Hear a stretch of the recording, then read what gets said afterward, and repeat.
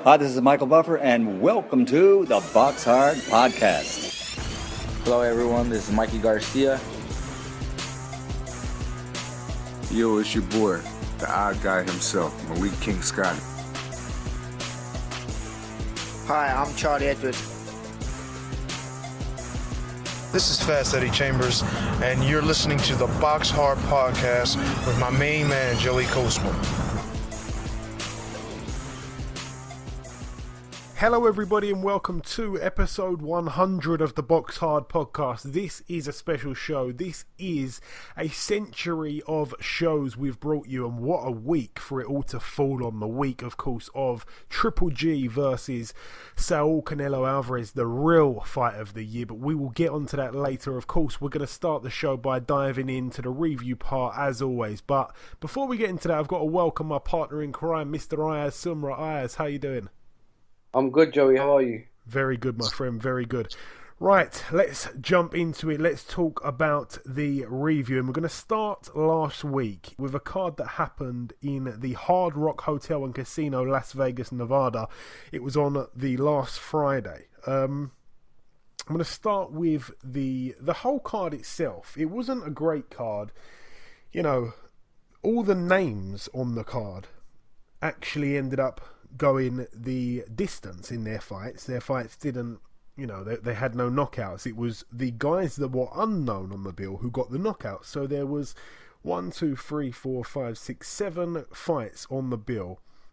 Peter Quillin, he returned to the ring after a long time out. He picked up a unanimous decision over 8 rounds against Deshaun Johnson. Deshaun Johnson now 22-22 with 3 draws. A bit of a journeyman, but a tough journeyman. Peter Quillin now 33-1 with 1 draw inside 35 fights. So Peter Quillin there going the distance over 8 rounds. Leon Love, he took on Abraham Han. Now Abraham Han was 26-3. Leon Love 23-1. We had Leon on the show obviously a couple of weeks ago. This one was weird. It was a technical draw. It was scheduled for 10 rounds, but a very bad cut caused by an accidental headbutt opened up on Han. I think it was on his eye, I think it may have been. Can't really remember now. There was so many fights last weekend, but a bad cut opened for Abraham Han, and it went to the cards, and it was a technical draw. Some people saying that Leon was a little bit lucky to get that draw. Some people saying Abraham Han deserved that. So Abraham Han now 26-3 with 1 draw. Leon Love, you know, he's kind of, you know, he was out the ring for a little while. He returns there with a draw. It's not what he wanted, so he's got to go back to the drawing board. That's now 23-1 with 1 draw for him.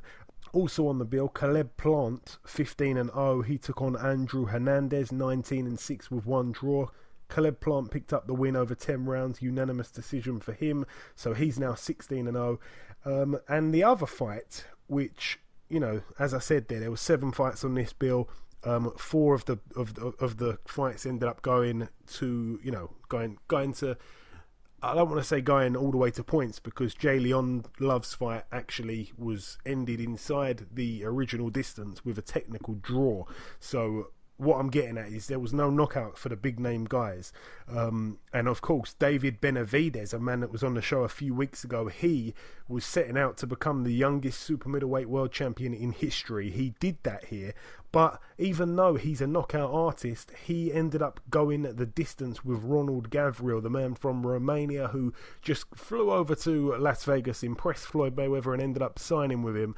Both men put in a good performance. Benavidez, as I said, the puncher of the two, he ended up tasting the canvas in round 12. If I'm not mistaken, I think that's the first time, amateur or pro, he's been down. I could be wrong there, but I think that's right. Benavidez ended up winning a split decision over 12 rounds, so that was quite shocking. Nobody saw that one coming, and he now becomes the youngest WBC, well, not only WBC, but he becomes the youngest world super middleweight champion in history. So he picks up the WBC belt there that was vacant, the old belt vacated, of course, by Badu Jack. David Benavidez now 19-0, Ronald Gabriel 18-2, but like I say, very, very good fight. Some people saying that Gabriel was slightly unlucky. Most people kind of going with the Benavidez, was the right man to pick up the belt at the end of the day. But either way, I made up for him. You know, he was a really good guy, really good guest on this show, and you know, he breaks a record there. So really, really phenomenal stuff. But some people kind of saying that Gabriel kind of exposed him a little bit, so possibly, you know, he's not as invincible as he looked in some of his previous fights. But that's all to be determined. We'll have to wait and see what happens with him. But he's certainly going to now be in some very exciting fights. Yeah, so those 4 big name guys, all their fights ended up without a knockout. So, yeah, like I said, the card wasn't the very best, but it was what it was. Like I say, really good fight there from Benavidez. It was a fight really of 2 halves, if you like. It was, no, that's a little bit cliche, but it was one of those fights where there was a lot of back and forth. He didn't have it all his own way, and that led to people believing that Gabriel could have perhaps done enough to win. But yeah, nonetheless, very good win there for David Benavidez. Very happy for him. Also, over in Germany, we're going to go over to Germany now. This one actually happened on the Saturday. Ayaz, I know that you was watching this fight, so I'm just going to jump straight onto the main event. Alexander Usyk, 12-0, put his WBO World Cruiserweight title on the line against the former champion of the same belt, of course, Mr. Marco Huck. Marco Huck, 40-4 with 1 draw, tried to get his old belt back, but it was not to be. He was TKO'd in round 10. It wasn't really the damage caused. Well, it was a bit of that, but it was mainly the accumulation of punches. Myself and you, Ayaz, on last week's show both predicted a points win for Usyk, but a little part of me kind of thought that he would possibly overwhelm him and maybe stop him late. I was thinking 10-12. I may have said that, I'm not quite sure, but I know that ultimately we both went with a points win, so it was an impressive victory for Usyk. What did you make of it? What? Oh, I was watching the fight. Obviously, they were showing a World Boxing Super Series on the website. Usyk, from the start, right, he was hitting him with very good jabs. And in the 3rd round, he actually hurt Marco Huck. Like I said last week's show, I thought personally we'll go to points, but Usyk was hitting him, hurting him, and Marco Huck was coming back. Usyk was hitting him with very good shots. Like Huck was hitting him, but wasn't landing as much. And coming towards the end of the rounds, Usyk was giving him big punches. Now we've seen in Usyk's previous fights, like when he fought Michael Hunter. Like when he comes to the late, when he comes towards the end of a round finishing, that's when he hits him very hard, and that's what Usyk was doing. And obviously, come round 10, Usyk got off the gas and just finished him in round 10. Yeah, and that is an impressive win there to stop Marco Huck like that in the fashion that he did. You know, he was too fresh, I feel, for Marco Huck. Marco Huck a little bit. You know, we all know he's a little bit past it. I'm not quite sure where he goes from here, but straight away he goes straight out of the Cruiserweight World Boxing Super Series tournament in the very first round. I don't think anybody really expected, any other outcome really. I always kind of thought it was going to be a very dominant performance from Usyk. I wasn't really too interested in the fight as a whole, to be honest. That's why I only caught the last couple rounds. Yeah, there was so much on. Also on that card, I will just mention one other guy. I don't know anything about him, but his name is Albon Pervizaj. He had a record of 4-0. He took on Thomas Mazurek, a man who's got a record of 10-66. Thomas Mazurek's a man that's been in there with Hughie Fury, been in there with Tyson Fury. I don't think he gets stopped too much. I could be wrong. I'm not going to click on his record, but yeah, he got stopped in the 3rd round of 6 by Albon Pervizaj. So Albon Pervizaj could have made a bit of a statement there. He may be a name to look out for. That just jumps out at me a little bit, but that is really all that was on that card. There wasn't too much there at all on that undercard. Moving over now from Berlin to Kazakhstan, one fight to mention over there. Kanat Islam, he moved to 25-0. He retained his WBO, NABO Super Welterweight title and his WBA Intercontinental Super Welterweight title against Brandon Cook, who was 18-0, undefeated going in. A TKO in round 9 for Kanat Islam. He stays undefeated, and Brandon Cook loses his O there. He's 18-1 now. I didn't see that fight, but that's one we got to mention. Kanat Islam, I'd like to see him pushed on a little bit faster though. That's it from Kazakhstan. Moving over now to Poland, and I said on last week's show, I said that Joey Abel is a man who gets stopped or stops people, and I was right here. The home fighter Krzysztof Zimnoch, 22-1 with 1 draw, took on Joey Abel. Joey Abel picked up a crushing upset and a crushing knockout at that. In the third round, Joey Abel knocked Zimnoch out brutally. I've seen the ending in that fight there. It was scheduled for 12. Joey Abel didn't fancy going to 12. He made it clear he wanted to get it over with very quickly, and like I say, he got that win in round 3. His record now 34-9. He deserves a big fight after that, to be honest. Krzysztof Zimnoch now 22-2 with 1 draw. Also on that card, Albert Sosnowski. He was 49-8 with 2 draws. He was in search of win number 50. He took on a man who we'd never heard of, who had a record of 6-0. He was undefeated, but he was much the less experienced man. Well, would you believe it? Lucas Rozansky, the less experienced man, ended up knocking out Albert Sosnowski in the first round. What a statement there for Rozansky. That is humongous over in Poland, so all the very best to him. Moving now from Poland over to York Hall, Bethnal Green, London, the mecca of boxing here in the UK. I'm going to mention one fight. Leon McKenzie, 8-1 with 1 draw. Friend of the show. He's been on a few times, but he was on a couple of weeks ago. He took on Cello Renda, 28-12 with 2 draws. We all know that Cello Renda was the much more experienced man, especially in terms of, professional career and all that. He's been in there with the bigger names. I did not see this fight. I am hoping it's going to go up on YouTube. People are telling me it was one of the best fights, if not the best fight they've ever seen in their life. And it seems like every single time there's a card on at York Hall, somebody says that about one of the fights. York Hall brings out the best of fighters. I'm telling you that much now. Like I say, I haven't seen it, but some really, guys in boxing that I respect are saying that this was an absolute war. Some people saying that Leon McKenzie was winning the fight up until the 9th round, where Leon McKenzie got TKO'd by Cello Renda. I know following the bout, Leon McKenzie went to hospital.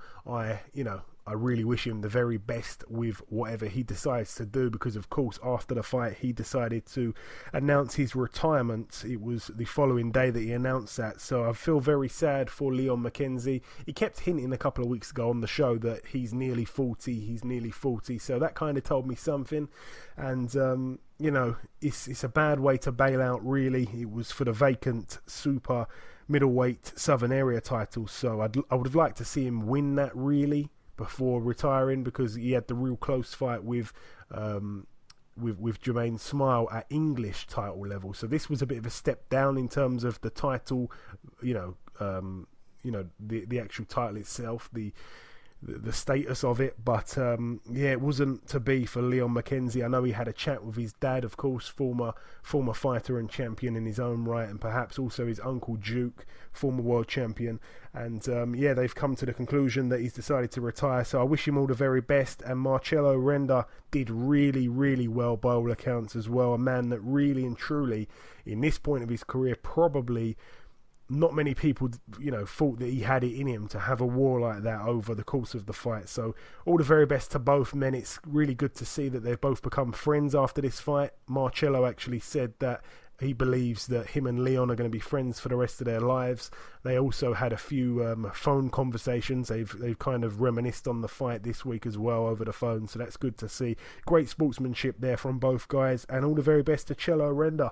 That's a man that's going to be getting mentioned on this show in his next few fights, of course. But all the very best to Leon McKenzie. He bows out of the sport with a record of 8-2 with 1 draw. A record that really doesn't look the best on paper, but he was better than what his record suggested. It just wasn't to be. He was, playing in sports, obviously football being the main part of his life, but then boxing for 25 years, if you like, and high level in both sports. So you cannot blame him at all. That's it for York Hall. Moving over now to the StubHub Center, Carson, California, USA. A couple fights to mention on this bill, I'm sure. Firstly, Naoya Inoue, 13-0. He put his WBO World Super Flyweight title on the line against Antonio Nieves. Now, I said on last week's show that I thought Inoue would have no problems with Nieves, and I think I even predicted a knockout. Nieves ended up going down in round 5, and Nieves' corner stopped the bout at the end of round 6, so he retired on his stall. Antonio Nieves now 17-2 with 2 draws. Naoya Inoue still remains undefeated, 14-0 now. He retains his WBO World Super Flyweight title. Really impressive scalp for his record there. Great win. Also on the bill, Juan Francisco Estrada, 35-2, took on Carlos Cuadras, 36-1 with 1 draw. I think the favourite going in, if I'm not mistaken, was Cuadras. I think. I can't really remember. It was going to be a close fight anyway, but Cuadras was down in round 10. I don't really think it lived up to the war that we all thought it was going to be, but ultimately a unanimous decision over 12 rounds went in favour of Juan Francisco Estrada. So his record now 36-2. Carlos Cuadras 36-2 with 1 draw. Also on that bill, the main event, of course, Wisaxil Wangek, also known as Rung Savai. I think his name's Suor Rung Savai. His record 43-4 with 1 draw, going in against Chocolatito Roman Gonzalez, 46-1. Now, as we all know, the first fight was very close. Ayaz, some people kind of were split really who should have won that fight. It ended up going the distance. In this fight, we both picked Roman Gonzalez to win. I think we even both said it was going to be a points win. So we agreed with each other's predictions on the 2 predictions that we made last week. We were so wrong. Wisaxil Wangek came out and decided he was going to put on a show here, and decided he was not going to leave it in the hands of the judges, and he did the business. He got Roman Gonzalez out of there in round 4. He had him down twice in that round. I've seen both the knockdowns. The finish was very good, really impressive, I should say. It wasn't very good because I actually wanted Roman Gonzalez to win the fight, but yeah, the first knockdown was pretty heavy, really. I think it was a left hook now. And of course the finish was really impressive, and they kept him on the floor for quite some time, which had me a little bit worried, but thankfully he got up with his health intact, and we're not quite sure where his future goes from here. Obviously he's only become like a big superstar to worldwide kind of thing in his last few fights, he's kind of been at the tail end of his career, so I feel very sorry for him. He hasn't really probably made too much money from boxing, but really and truly he's going to be a future Hall of Famer for sure, and he gets my respect if that amounts to anything. But like I say, he was knocked out here. That's the first time he's been stopped, I think, in his entire career, amateur and pro, if I'm not mistaken. So Roman Gonzalez now 46-2. Those 2 losses both to the same man. In the other corner, Wisaxil Wangek 44-4 now with 1 draw. It was just too big for Roman Gonzalez. We said it on last week's show. The size wasn't going to change in the 2 fights. It could only be the tactics that could change, and unfortunately for Gonzalez, Wangek just decided to not let him get in his groove at all and kind of put it on him straight away. He even started his work a little bit earlier than in the last fight. So really dominating performance there from Wangek, and he really leaves no doubt about the first fight. The controversy over the whole thing, if there was any, if you want to kind of push the boat out a little bit, it's all wiped away. A real deal sealer here. A great win from Wangek there. Ayaz, do you want to say anything on that fight, or should I move on to the next card? It's up to you. I feel sorry. Obviously, Roman Gonzalez is a 4-weight world champion, but that knockout, in my opinion, I was shocked as well when I found out that he lost. Obviously, but like I said, I think Roman Gonzalez is going to come back. I don't think he'll retire, and I think he'll come back, but I think he'll drop down the weight. Possibly. We'll have to wait and see. But nonetheless, he gets our respect. And true boxing fans know that guy is much better than some people lately. Some of the things I've read on Twitter is absolutely incredible. But that's it from the StubHub Centre in Carson, California. Moving over now to the final bill to mention. I think it even happened on the Sunday, if I'm not mistaken, at the Emerald Queen Casino. One fight to mention on this bill, Mike Gavronsky, 23-2 with 1 draw, took on Brian Vera. And Gavronsky knocked Vera out in round 6. So Brian Vera now 26-12. Mike Gavronsky, who I've not really heard of, to be completely honest, until this point, he moves to 24 wins, 2 losses and 1 draw. And that's all from the resume. We've tried to go through it as quick as we could. It's episode 100, everybody. That's it for the review, and there's one last thing to do before we close out part one, and that, of course, is to welcome guest number one. Ladies and gentlemen, please welcome the hard-hitting and controversial middleweight contender, Mr. Spike O'Sullivan. Spike, welcome to the show. Thanks, Joy. It's always my pleasure speaking to you, my friend. So, Spike, we haven't spoke for quite a while, to be honest. What have you been up to aside from spending a lot of time with your mother-in-law, of course? Yeah, I spent a lot of time with her on the phone booth and all that sort of thing. But I've just been training away to keep ticking over. Been training down the Mardirect Arena in UCC with some sports scientists and just improving myself every day, and back in the Celtic Warrior gym doing a bit of sparring and doing a bit of pads, keeping sharp, keeping ticking over. That's what I've been up to the last few months.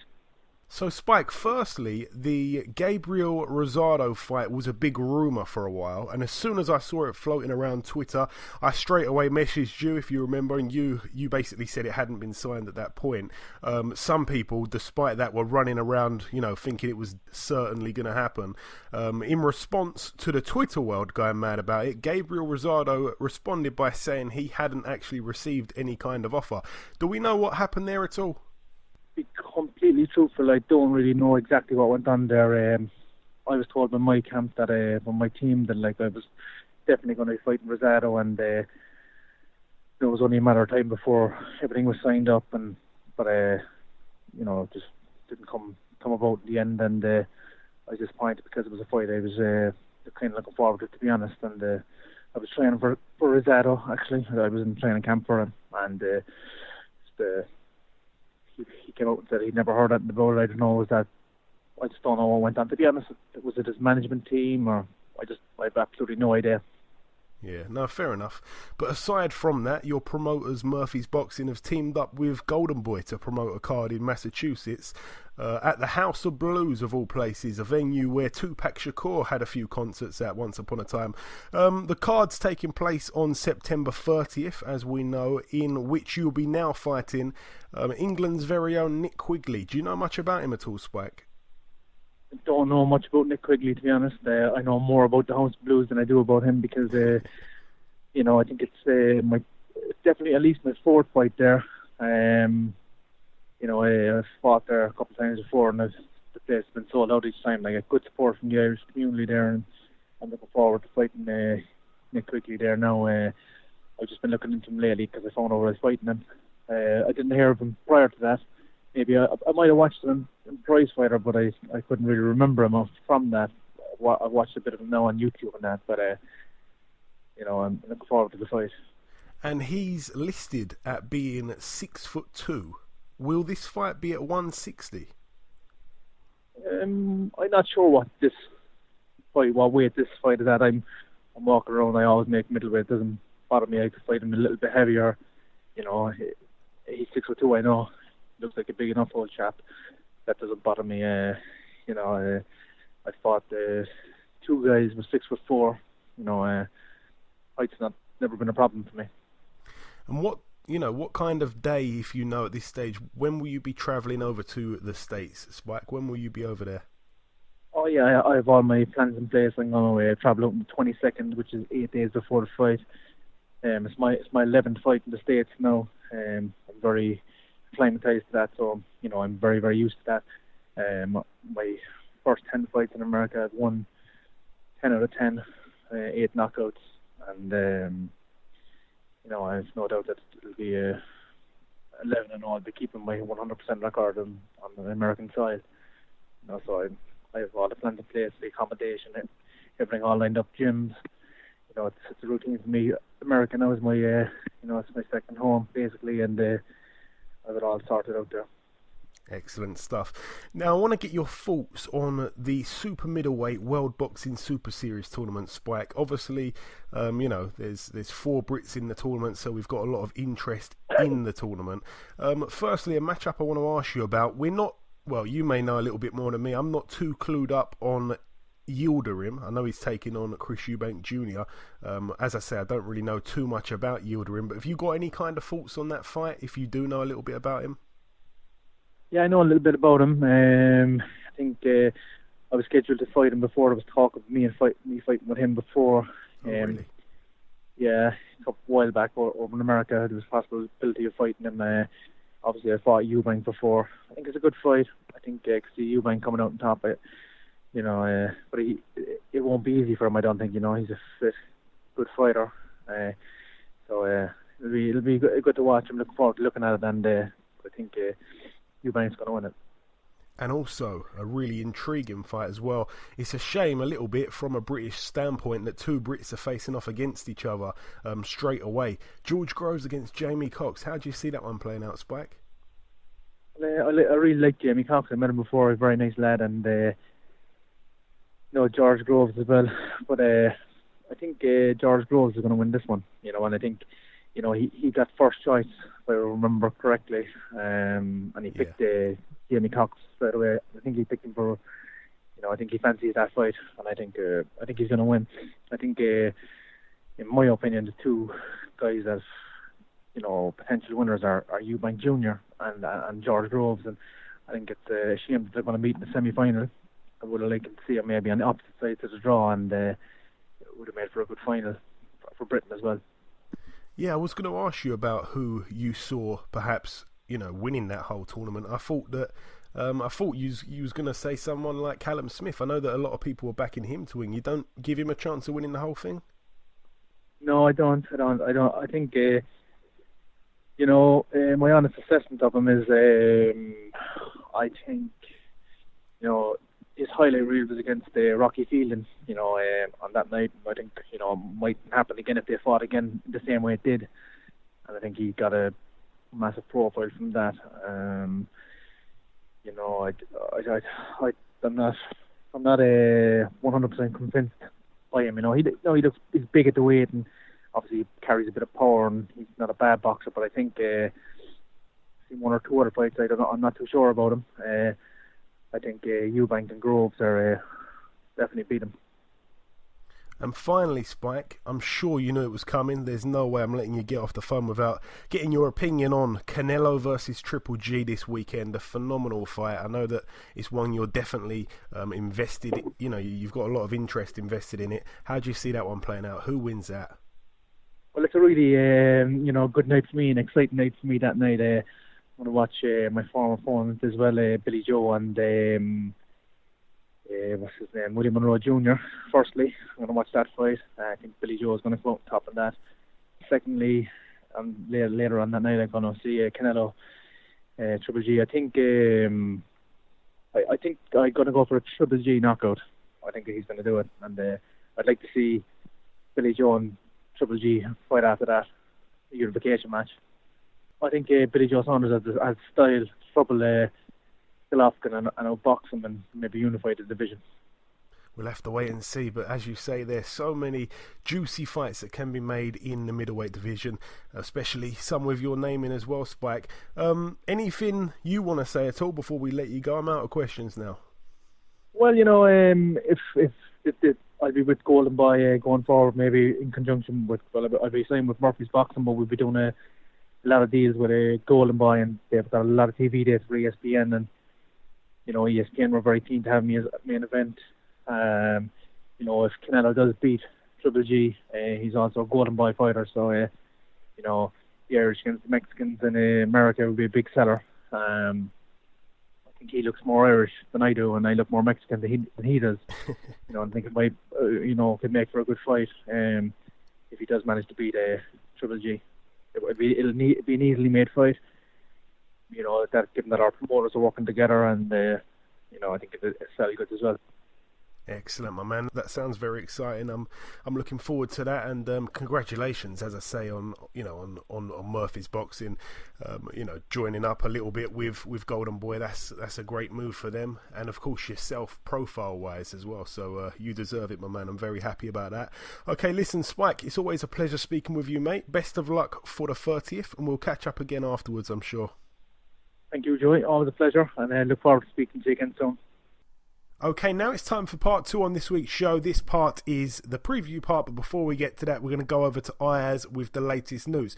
Right, of course, there was a couple bits of news on last week's show that we didn't manage to properly discuss, Ayaz, so I'm actually going to start a little piece of the news from last week. Obviously, it's been made public now that Joshua versus Pulev will be happening on October 28th at the Principality Stadium in Cardiff. Obviously, tickets went on sale this week. They've pretty much sold out from my understanding. That's kind of shocked me a little bit, because I'm quite surprised that firstly how big that stadium is, and also that so many people are prepared to travel to Cardiff. I'm certainly not one of those guys. So obviously it's a mandatory fight against Pulev here for Joshua, but some people, Ayaz, were bashing this fight. Some people saying this is a shockingly bad fight. For me, I actually think it's not that bad of a fight. When you actually look at the rest of the guys in the heavyweight division, aside from Wilder, aside from a really 100% fit Fury, there's not much else out there really that offers much of a threat to Joshua. I think the Pulev fight's not all that bad. Oh yeah, it's definite. I think it's a very good fight. Obviously, he's fought everyone. Obviously, it's a mandatory. It's an IBF. So once he's won this, he'll be cleared of this mandatory.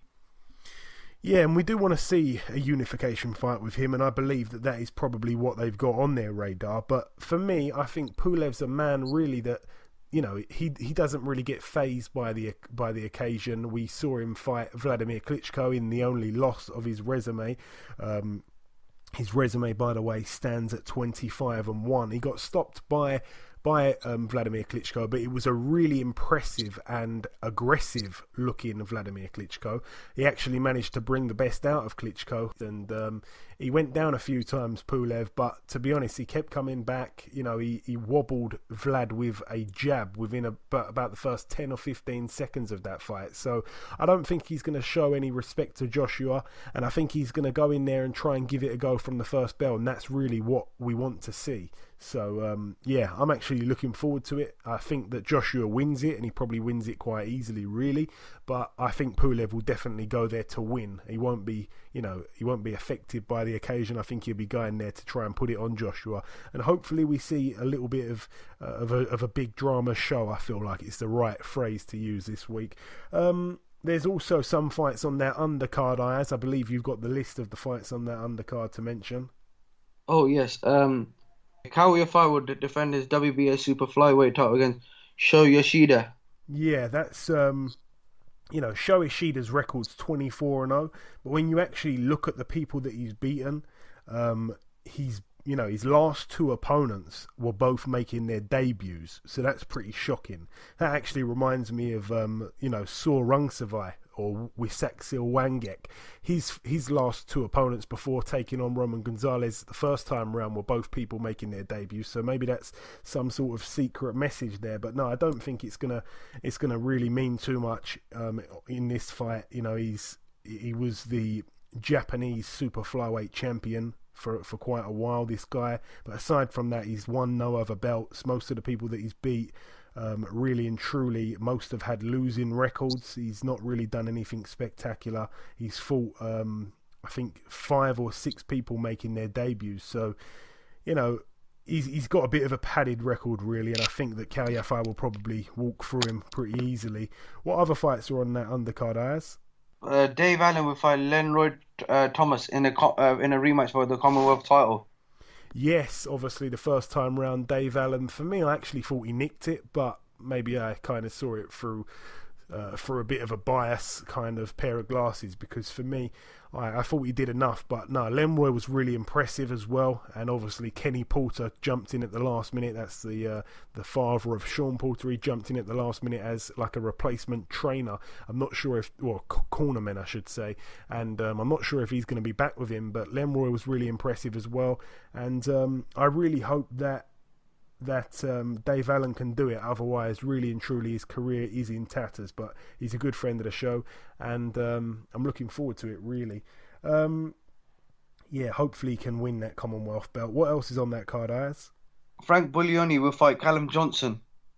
Yes, obviously the British title on the line and also the Commonwealth title on the line. Frank Buglioni, friend of the show, we're definitely behind him, but it's a great fight. I'm looking forward to that. It's a mandatory as well. I was speaking to Frank the other day at York Hall, and he's well up for this fight. Katie Taylor will take on Argentina's Anahi Esta Sanchez for the WBA World Lightweight belt. Yes, it's good to see Katie Taylor stepped up here. This will be her 7th pro fight. Clarissa Shields, obviously, very recently won a belt. I think it was inside 2 or 3 fights. So that was really impressive. It's good to see here that Eddie Hearns kind of took a leaf out of her book, if you like. And yeah, it's good to see her stepped up. Really and truly, she is world level. And it's going to be good to see it happen here in Britain as well. So yeah, I'm looking forward to that. And finally, Joe Cordina, Joshua Buatsi, and Lawrence Oconee will also feature on this bill. Yes, just 3 Olympians there, and obviously they're on like a little bit of a sprinkling of hundreds and thousands. That's what we've got on there. All of their opponents, as far as I'm aware of, they haven't been announced yet, but it's good to see the Olympians out once again. Right, moving on from that bill there. I just want to mention also, as we talked about it, well, I talked about it at the end of last week's show, so we didn't really get a chance to discuss it. Joyce will be taking on Ian Lewison. We're actually going to be joined by Ian Lewison a little bit later in the show, so I think we'll leave most of that for him to talk about. Right, let's talk about the news from this week, Ayaz. What kind of news have we got? The latest news, not the news from last week now, the latest bits of news. What have you got for us? Oh yes, Nicola Adams will feature on this week's big show on the Gennady Golovkin and Canelo fight. Yes, it's a great time for women's boxing right now. As we just mentioned there, Clarissa Shields winning a world title, or 2 world titles I should say, Katie Taylor stepping it up, and now Nicola Adams fights on a card of this magnitude in just her 3rd fight. We want to see her stepped up a little bit, but it's only her 3rd fight, of course. We're going to give her some time, and this is going to be a huge experience for her. I don't really think her opponent's going to be putting up too much of a threat, but it's a great experience, and I wish her all the very best. I'm a big fan of her, actually. Anything else for us from this week, Ayaz? Sergey Kovalev will look to make his return at light heavyweight in a 10-rounder against Slava Shabransky at Madison Square Garden. Yes, Kovalev obviously bouncing straight back into a tough fight with a man from the same part of Europe as him. Firstly, we don't doubt Kovalev. We know that Kovalev's the real deal. We know that he had the 2 fights with Andre Ward, obviously the second one being more conclusive than the first, but some people were saying, he's done. I didn't think he was done. I thought he'd be back with a bang, and this really is that fight. His record at the moment's 30-2 with 1 draw. Of those 30 wins, 26 have come by knockout. Didn't look the very best against Andre Ward, but he gets in there against a man, as you said there, Vyacheslav Shabransky, whose record's 19-1. 16 of his 19 fights have ended by knockout as well, and the one time he lost, he got knocked out. That was by Sullivan Barrera, former opponent of Andre Ward. So this is a really, really good fight, and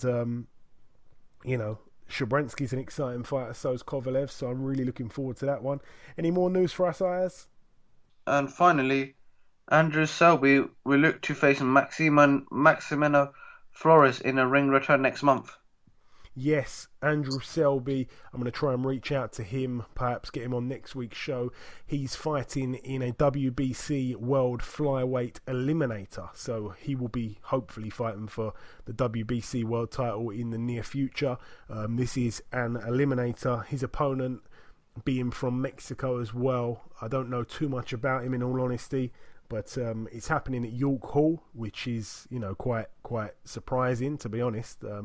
I don't think he's fought there since he's been an amateur. Andrew Selby, I'm going to try and get over to that card actually, but yeah, of course we wish Andrew Selby all the very best in that fight. Is that it for all the news, Ayaz? Yeah. Yes, it is. Okay, thank you very much, Ayaz. Moving over now to the preview part of the show. This is the part where we get down to business. This weekend there's fights left, right and centre. We're going to start with a fight that's happening in Finland. at the WS Arena in Vaasa. One fight to mention over here, Johan Duhaupas, former opponent of Deontay Wilder. His record 35-4. In his 40th outing here, it's a 10-rounder against Evgeny Orlov, whose record's 17-15 with one draw. I think Duhaupas actually beat him previously over 6 rounds, a unanimous decision a few years back, so I'm not quite sure why the rematch is happening really, but that should be a walkover win there for Duhaupas. Moving over now to the Philippines, one fight to mention over there, John Real Casimero, former flyweight IBF world champion. His record 24-3. He takes on a man called Jonas Sultan, whose record's 13-3 with just 13-3, no draws on his record. That is a 12-rounder for John Real Casimero. Really, really good fighter, him. And again, this is another fight where we show our examples that we mention fights that no other podcast mentions. That's it for Philippines. Moving over now to Ukraine. 2 fights to mention on this bill. Oleg Malinovsky, 20-0, takes on Alexander Cazares, 15-9. Malinovsky, obviously a good fighter. I think he was a good amateur as well. But mainly on this bill, the main fight that kind of got my attention anyway, the return of Victor Postel. His record 28-1. That one loss coming to Terence Crawford in a unification fight. Can't blame him for that. He takes on a man called, this is going to really test my pronunciation, called Jamshidbek Najmidinov, who's got a record of 14-0. I've never heard of him, but his record's 14-0. That could perhaps be a good fight. That's a 10-rounder there in Ukraine at the AKO International in Kiev. Moving over now from Ukraine to the Copperbox Arena, Queen Elizabeth Olympic Park, Hackney Wick, London, United Kingdom. We're going to start with the undercard here. Umar Sadiq makes his debut. He's in a 4-rounder against Lewis Van Poach, whose record's 5-50 with one draw. Hamza Shiraz, he's making his debut against a man called Kevin McCauley, whose record's 13 wins, 151 losses and 11 draws. Jesus. Also on the bill, Zach Chelly, 2-0. He looks to move to 3-0 against Anthony Fox, who's 1-9 with 4 draws. Lucian Reed's on the bill. His record 6-0. He takes on Jose Aguilar, 16-37 with 4 draws. Ryan Hatton, who is making his debut on this bill. His opponent's yet to be announced. He's in a 4-rounder. If I'm not mistaken, Ryan Hatton's also from Manchester, but has nothing to do with Ricky Hatton, if I'm right there. I could stand to be corrected. Also on the bill, Archie Sharp, 9-0. We had him on last week's show. Really nice guy. He's taken on a man called Imre Nagy, whose record's 15-10. Should be a good win there for Archie Sharp. Hopefully he moves to double-figure wins, and hopefully we see a few more punishing body shots from him. Also on the bill, Daniel Dubois, 4-0 with 4 knockouts, takes on AJ Carter. This one's for the vacant Southern Area heavyweight title, a title what really Dubois is much bigger than that title for me. No disrespect to the Southern Area title, but AJ Carter, 8-3, won't really be putting up much of a fight, I don't think. Joe Pigford's on the bill as well. His record 13-0. He takes on Kieran Smith, who's 10-0. So Joe Pigford again steps in with another unbeaten fighter. This one should be exciting. It's for the vacant WBO European Super Welterweight title. Joe Pigford can fight, boy oh boy. In his last fight, he came through some adversities as well, so he's always exciting. Also on the bill, friend of the show, Anthony Yard. He puts his WBO European light heavyweight title on the line, and he also fights for the vacant WBO Intercontinental light heavyweight title against Norbert Nemasapati. Norbert Nemasapati, a man that shared the ring with Callum Smith. His record 25-6. Anthony Yard 12-0. Hopefully we'll see Anthony Yard get another dominating performance and hopefully another knockout, but I think Nemasapati's quite durable in all honesty, despite being stopped by Callum Smith. Also on that bill, the main event, of course, Billy Joe Saunders, 24-0, puts his WBO World Middleweight title on the line against Willie Monroe Jr. Willie Monroe Jr., a man with a record of 21-2. Monroe Jr., though, Ayaz, is actually a better fighter than some people have been giving him credit for. A lot of people like to forget that until he got stopped by Golovkin, he was actually giving Golovkin a bit of problems. How do you see that fight going? Billy Joe Saunders, Willie Monroe Jr. Ayaz, talk to me. I think it's a step up for Billy Joe Saunders. Last time we saw him fight was back in December 2016.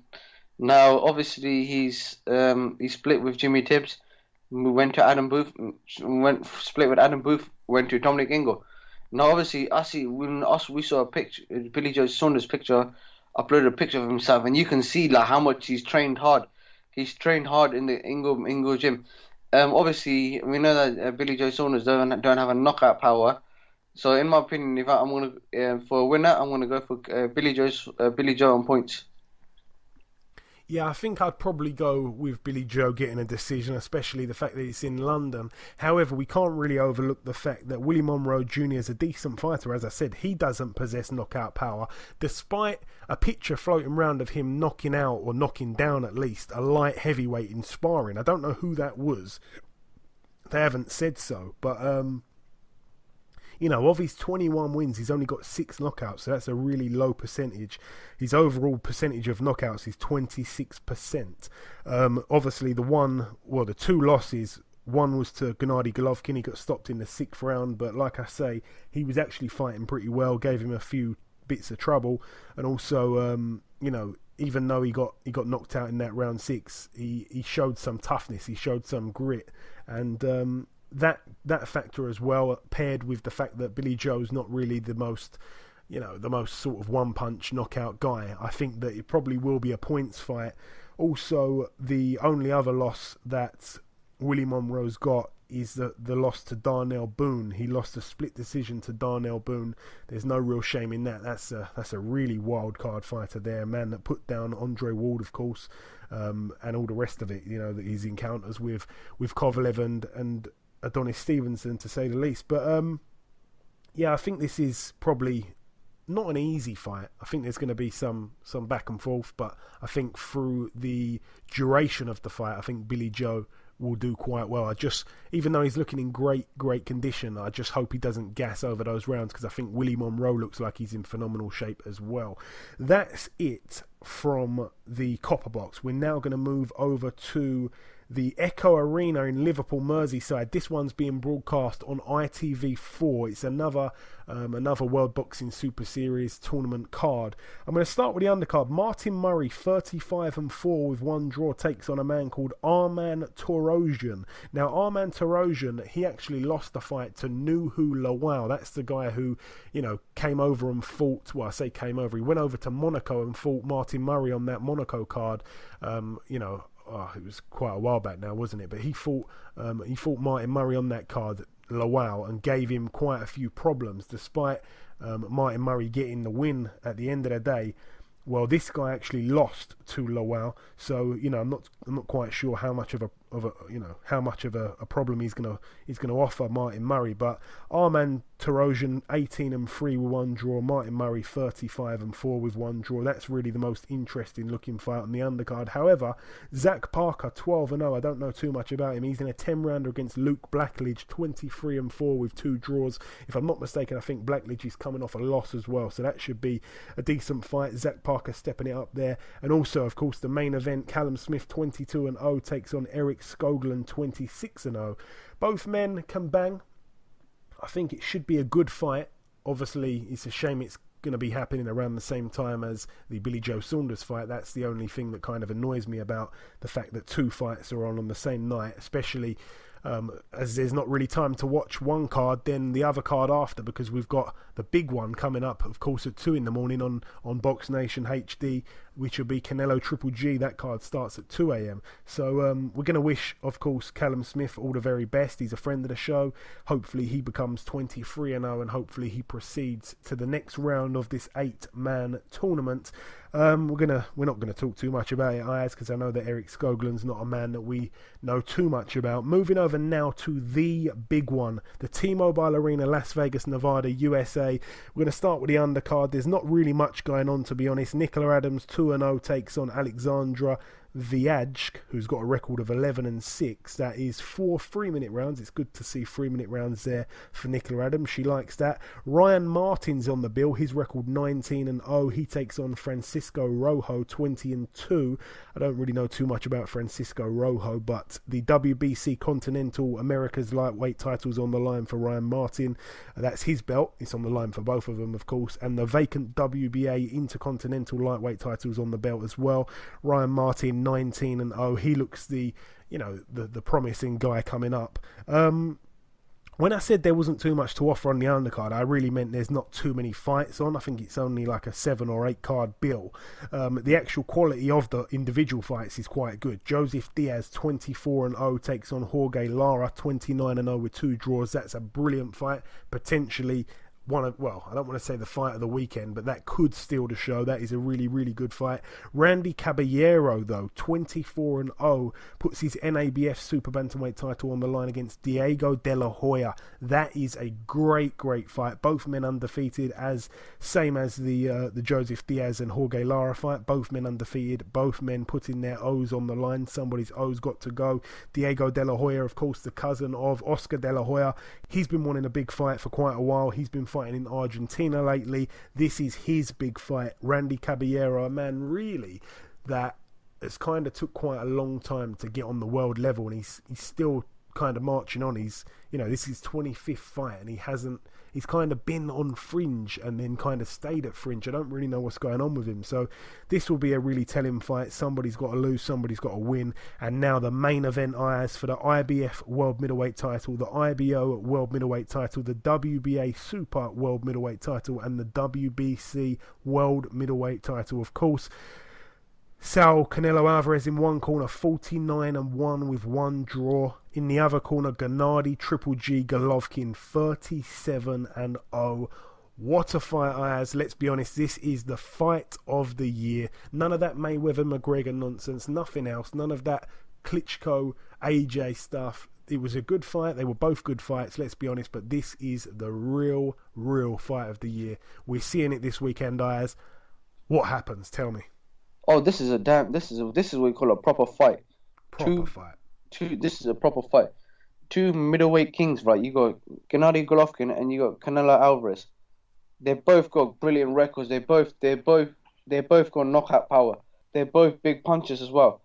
But a lot of people are writing off Golovkin because of his last 2 fights. First one with Brookway, he was getting punched up a lot, and the second when he fought Danny Jacobs, and a lot of people thought that Golovkin should have lost the fight. Obviously, the reason Canelo's taking this fight because he knew in Golovkin's last fight when he fought Jacobs, Golovkin didn't look the same, and they think that he's past it. Obviously, now we haven't seen Golovkin sparring, but I was reading on the news, and apparently he sent a light heavyweight to hospital because of the damage that he's given. But if I'm going to choose a winner for this weekend's fight, I'm going to go for Canelo win on points because I've got a feeling Canelo's going to win this fight and he's going to take over boxing. Wow, that's a big call, Ayaz. As you said there, didn't look so impressive against Kell Brook, Triple G. Didn't look so impressive against Danny Jacobs, despite putting Jacobs down, despite fracturing Kell Brook's eye socket and all the rest of it. He has looked like he's slowed down a little bit. Some people saying it could be motivational issues. I'm not sure. I'm really not sure, to be honest. The main thing is he does keep winning these fights. Canelo, obviously, the up-and-coming guy. Canelo, as we all know, binned the WBC title to avoid fighting him. And now he's back because simply, I feel anyway, that he believes this is the right time to take Golovkin. Now, it could be a fantastic piece of timing, and he could do that, and it could be, a fantastic win. I'm not going to say it's going to be a huge upset because it is such a 50-50 fight. A part of me can see Canelo winning on points because, his recent performances, he's looked really good. Obviously, some people are trying to draw a comparison between the two guys' wins, who's got the better wins, who's got the better resume and all that. When you look at the recent performances of Golovkin and put them up against the recent performances of Canelo in his last fight against Chavez, who was awful, by the way, he just put up a punch perfect performance. There wasn't a single flaw in his performance. He just looked amazing. He looked unbeatable in that fight. But as we all know, this is not a man in Chavez here. This is not a man in Golovkin, I should say, that's just going to stand in front of you, not throw shots, just cover up. This is going to be a fight really where Golovkin, who we never ever see really being backed up, he's always the man coming forward. I think he's going to put it on on Canelo, but Canelo can fight really well off the ropes as well, but I'm not sure he can do it for the time that he may need to do it for in this fight, because Golovkin's definitely going to be taking that centre ring. I can just see that happening straight away. Golovkin obviously being the bigger man, naturally the stronger man, you'd say. Golovkin's got the better jab. Golovkin has got I want to say the better punch variety, but he doesn't really have the better punch output, if that makes any sense. Canelo is so clever with the way he throws shots. He's very, very good, Canelo. Technically, he's so sound. And so is Golovkin. This is a real boxing match. This is two men at the top of their, of their crafts, getting in the ring. Obviously, Canelo, as we've said, the up-and-comer, the more fresher guy, of course. But Golovkin's not done. Golovkin's still winning fights, but this is going to be such a good fight.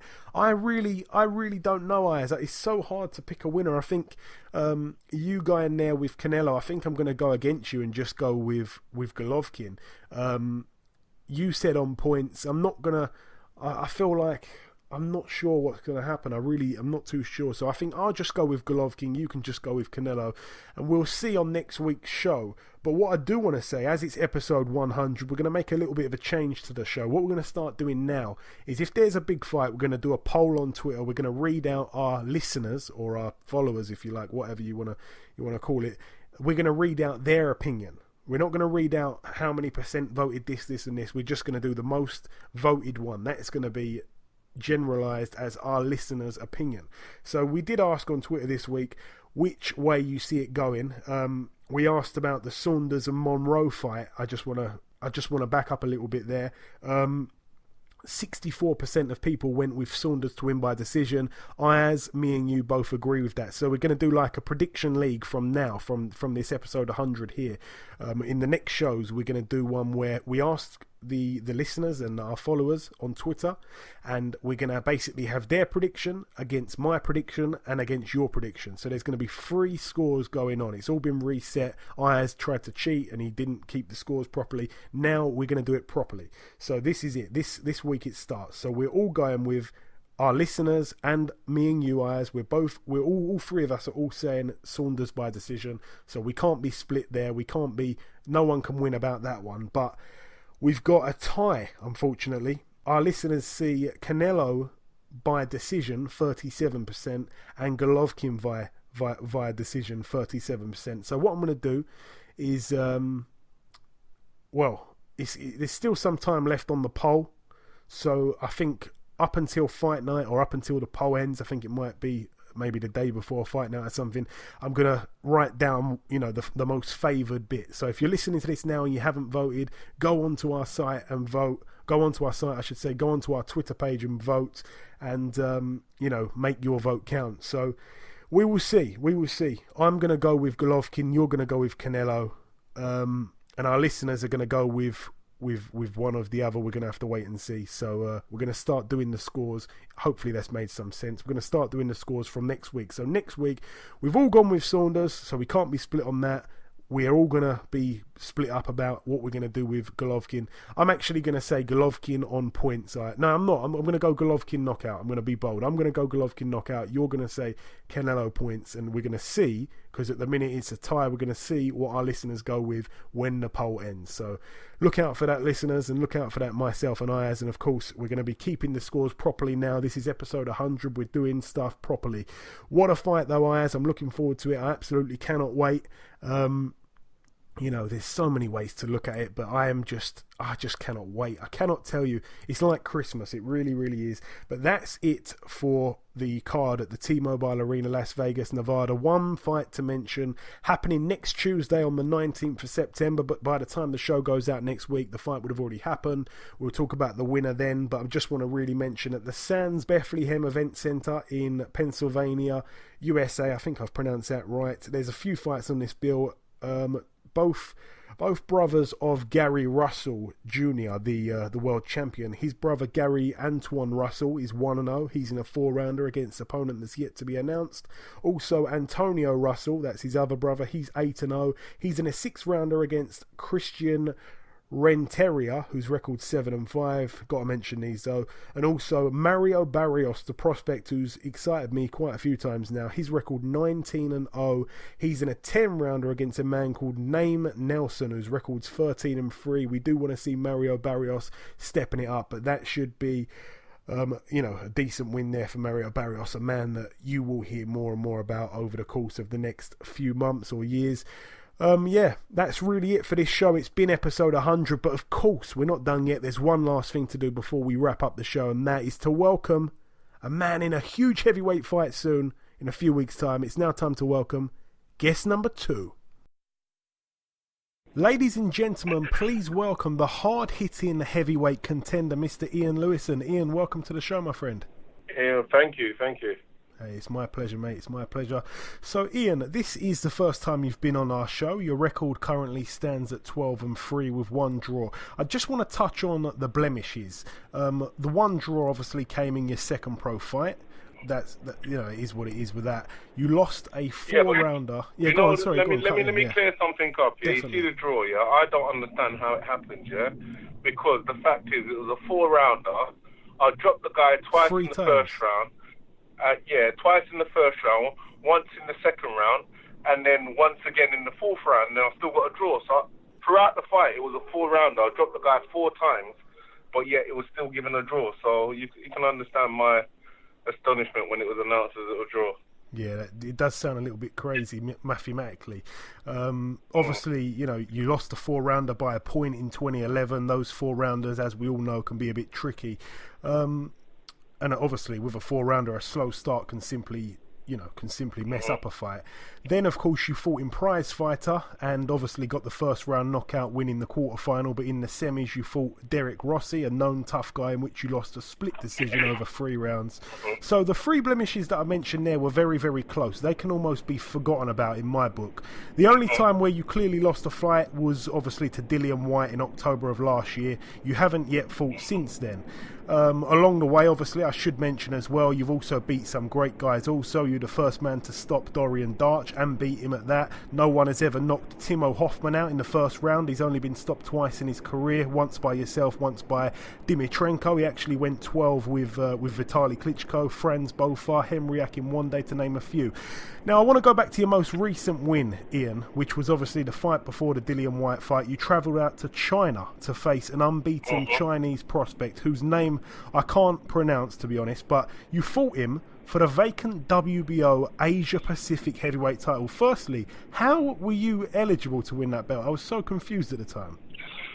Well, basically, how it stands, I was able to fight for the Asian Pacific because of the fact that my dad is half Chinese. Oh, right. I had no idea about that. Okay, now it makes sense. At the time, I thought, what's going on here? And then, of course, you went over there and pulled off the upset, so to speak. You stopped the guy in the second round with a crushing body shot. So on to your next fight now, Ian. You've been put in place to fight the 2016 Olympic silver medalist Joyce on his professional debut. Now, I said it on last week's show when the fight got announced. I said this is a huge fight for somebody's debut. We all know that. If Joyce wins, he can surely be fast-tracked. But on the other hand, him getting the win is a big if. We haven't seen him, in a pro ring at all, and this is a big step up. So firstly, Ian, what do you make of Joyce in your opinion? To be fair, I haven't seen much of him, nor have I researched him, no. But from what I've heard about him, he's fit and he's a come-forward fighter. So that's all I've got to go by at the minute. Have you watched any tapes of him on YouTube, or will you watch any tapes of him on YouTube, or do you leave that up to Don? To be fair, I've seen glimpses of him where Don's been watching the fight, and I've so happened to come in at that time. I've obviously watched a few minutes or whatever like that, but I've not myself sat down and watched him. No. Okay, fair enough. Obviously, he's being promoted by David Haye and Richard Schaefer. I saw an interview last week with David Haye in which he says you've been given a long amount of time for notice for this fight. I know sometimes in the past you haven't had that. Are you happy with the notice you've got for this fight, Ian? Yeah, I couldn't ask for more, because at the end of the day, it's the kind of notice that you really and truly need to start a camp and obviously give yourself a good chance of winning. Well, yeah, I've been given sufficient notice, so there's no arguments on that side. And the fight in China and the Dillian Whyte fight were both fights in which you came in unusually heavy for. What sort of weight will we see you at against Joyce, Ian?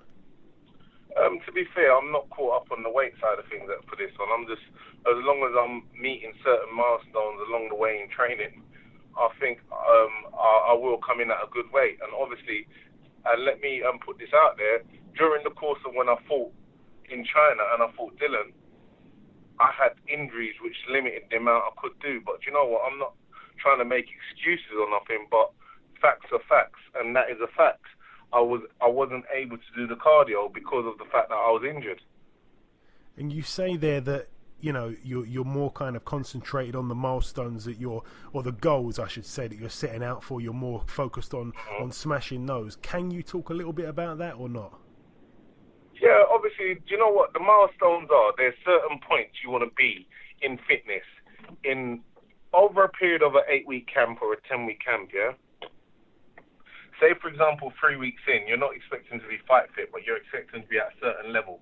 5 weeks in, you reckon you're going to be at a certain point. 8 weeks in, you're sharp and you're ready to go. 10 weeks is when you're fight fit. So as long as you meet them points along the way, training's going good, and then obviously you can take comfort in the fact that you've done all you've done to prepare yourself for that fight. And I want to ask you about another fight that's just been announced, Ian. Obviously, we all know that Anthony Joshua is going to be taking on his mandatory in Kubrat Pulev. It's happening in Wales. What's your take on that fight? I feel it's a better fight than most people have been giving it credit for. To be fair, if I'm thinking from when he fought Derek, yeah, it weren't a one-sided win when Pulev fought Derek. It was still a bit close, but he did kind of win it. Say he won. If I had to split it, I would say it was a 70-30 in terms of like the way he got the win, yeah. But to be fair, Pulev is a good fighter, but I honestly believe it depends upon what mind frame Pulev goes into the fight with. If he goes in there believing that Anthony Joshua is this man, this myth, this legend, and he's indestructible and he's gonna do me over because he's got such a doomsday punch, then yeah, it can be an early fight. But if he goes in there genuinely believing he can win, then anything's possible. Yeah, he seemed to be a little bit unfazed yesterday with, or earlier this week with, you know, the media obligations the pair had. He seemed to not really be too fazed when in the presence of Joshua, which is, you know, that's something promising a little bit, I suppose. Obviously, since the Dillian Whyte fight, there was a hell of a lot of bad blood around that, and then your stablemate Derek obviously ended up getting involved in that. The pair fought.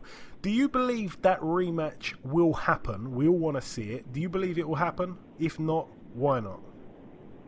I believe it can, and potentially I reckon it will, because they're both signed to the same promoter now, so who knows? And I was at York Hall about 10 or so days ago, and I saw Don get into a bit of a altercation actually with Dillian Whyte. It was a little bit ugly, to be honest. No one actually managed to capture any of it on camera, I don't think, but yeah, Don was being quite confrontational. I like Don. Also, your name was obviously being put in the hat as a potential opponent for Dave Allen. We heard Ian Lewison's name being thrown about. We also heard Eddie Hearn saying Ian Lewinson for some reason. We all know he obviously lost the fight he ended up having against Lemroy Thomas. It's been announced he'll be rematching Lemroy Thomas on the AJ Pulev undercard. Can Dave win that rematch, or is that a fight he just can't win? To be fair, I never watched the fight itself, but to be fair, I think he can win it. It depends if he's learnt from the first fight. If he goes in there with the same mind frame and does what he does, then it's just going to be irony, because at the end there, what's the definition of irony? He's going in, doing the same thing over and over multiple times and expecting a different result. If you can learn to adapt from your previous efforts and adapt in the new methods and align your brain and say to yourself, do you know what, this is where I went wrong, and adjust, then yeah, obviously you can do. And obviously, as I said, you know, your name's been linked with Dave Allen. We all kind of want to see that from a British standpoint. Do you believe that fight will happen? Obviously, you know, the build-up kind of started. It was a little bit of bad blood between you both, but Dave Allen's such a nice guy. He's hard to dislike. No, there was never no bad blood between us two. It was always been done in a rather rambunctious way. It's been done like where we're both making jokes and fun along each other. We were just having fun. It was never done. There was never ever any animosity between us. Yeah. Is that a fight you see happening down the line, or do you think maybe not? I think it's a fight we'd have to address once both of us get our scheduled opponents out of the way. But the fact is, we were scheduled to fight on the Kell Brook and who was it? Kell Brook and El Spence undercard. Yeah, we were supposed to fight on them, but obviously the Commonwealth title fight happened. So obviously, why fight me when there's no title involved? Where obviously anyone who is in his position will take that detour and fight for the title instead, which he did. Now, when I told Dave Allen, because I think he may be on next week's show, when I told him I was going to be interviewing you on this week's show, he said, to send him the link. I think he wants to listen to it back. What I will ask you while you're here, Ian, on the subject of Dave, do you feel that one of you wants that fight more than the other? If so, who?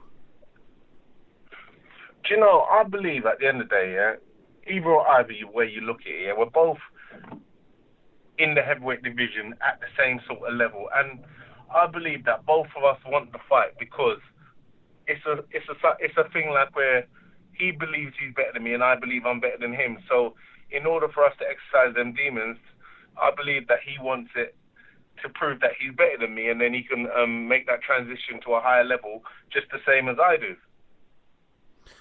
Okay, fair enough. And I want to get your prediction on a huge fight coming up this weekend.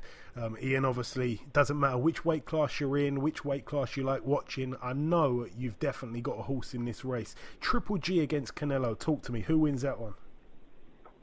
That's what I'm thinking. I think, do you know what? I'd have to side with Canelo just for the simple fact that Kell Brook kind of unearthed a bit of the blueprint on how to beat him. Yeah. And Canelo is a good boxer, so maybe he can sustain it for longer without sustaining so much damage where it's going to cause an early shutout. It's such an intriguing one. Like you say there, Kell Brook unearthed a little bit. Danny Jacobs perhaps unearthed a little bit more. And, he's definitely got the tools to be able to execute something special. It's just a case of can his chin hold up? Can he do it under those bright lights? And finally, Ian, I'm going to give you a chance here to make a prediction for your fight. You may not want to give one, that's totally fine if not, but if you have one, share it with us, my friend. I'm going to knock him out, and plain shit, I'm not looking to go to points with him. I'm going to stop him, and that is my prediction. But let me make this clear, yeah? You see, with my fight against Joyce, yeah?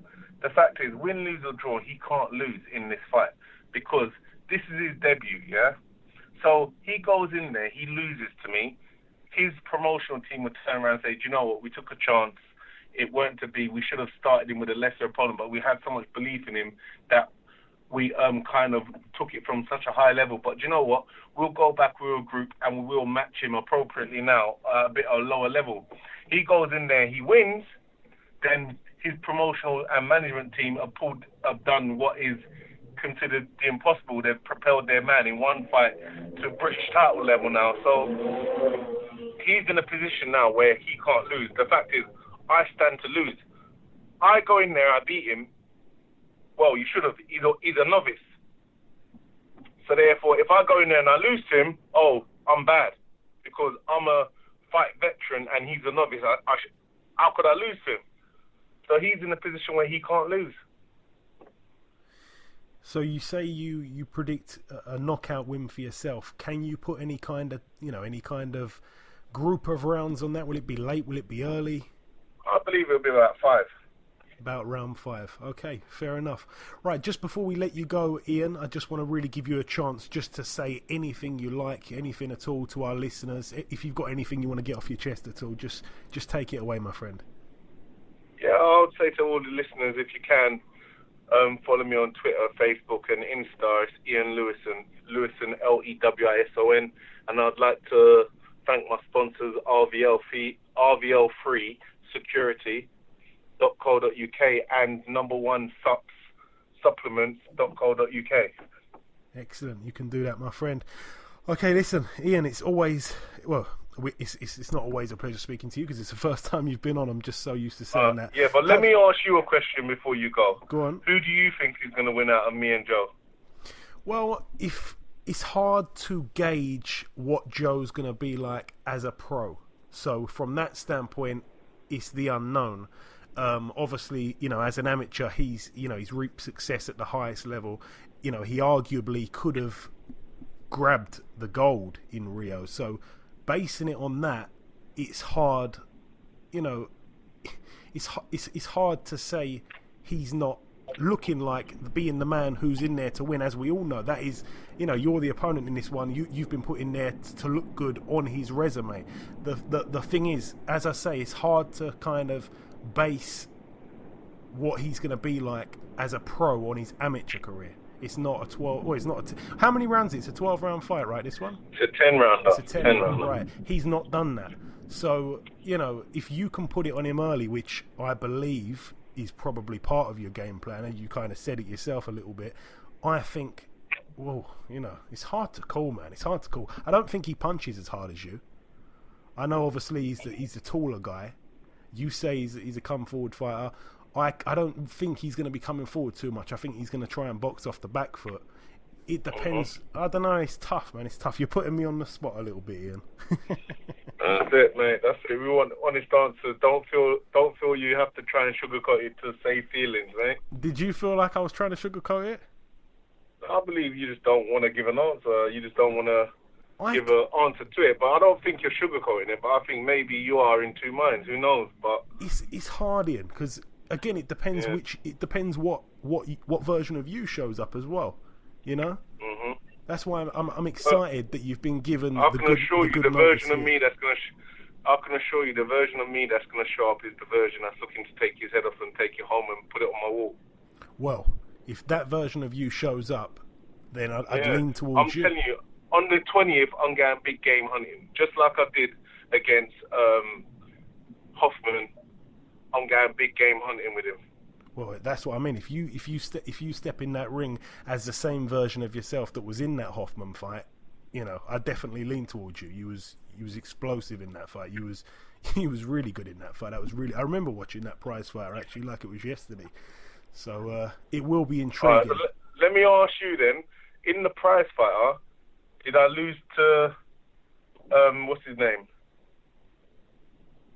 Oh, what's the Rossi. guy's name? Oh, man. No, not Hoffman, the other guy. Yeah, Derek Rossi. Rossi, yeah. Do you think I won that, or do you think I lost that one? I thought it was close, but I probably would give it to you. It's hard over 3 rounds, That's not giving it. That's not giving any 10-10s. That's just scoring it 10-9. Maybe one of those. I think maybe the first. I think it may have been the first or the second. You could have gone 10-10, but try not to do that. Then I'd have probably edged it to you. Yeah. Yeah. We all done? You happy? No, I'm good, mate. I'm good. I'm just asking you a couple questions like how you asked me, but it's all good. Anything else you want to ask me? Nah, it's all good, mate. It's all good. I've got the question answered that I wanted to ask, so I'm happy. You've interviewed me, I've interviewed you. Excellent. Right, Ian, it's been a pleasure having you on this week's show, my friend. Thank you for your time. Best of luck for this upcoming fight of yours, and we'll be sure to catch up afterwards. All right, thank you. Okay, and that wraps up episode 100 of the BoxHard Podcast. I honestly cannot believe it's been 100 shows. I seriously can't. All the time that's been put into this century of shows has been worth it. It's been a great journey. We've connected with all kinds of boxers at all kinds of levels from all kinds of neighbourhoods from around the world. And our listeners, well, we've reached the ears of thousands of people all over the world. Our main 3 listening countries are in the UK. That's being the first place, USA in second place, and Ireland in third place. You'd probably guess that anyway. And as random as it may seem, we've also had a lot of listeners from Vietnam. That's always been the case. So thank you very much for supporting us through these 100 episodes. We're not done yet, though. There is much more to come your way. A big thank you to our 2 guests on this week's show, the charismatic middleweight banger, Mr. Spike O'Sullivan, and the heavyweight banger from Brixton, Mr. Ian Lewison. By the way, whilst recording this outro, the results are in on the Canelo versus Golovkin poll. Our listeners predict a Canelo TKO points win, so that's the same prediction as Ayaz's prediction. I went with Golovkin by knockout. We'll have to see who is in the lead on the prediction league next week. I've been your host, Joey Coastman. Ayaz Sumra has been Ayaz Sumra. We hope to see you all next week. Enjoy your weekends, and thank you for listening.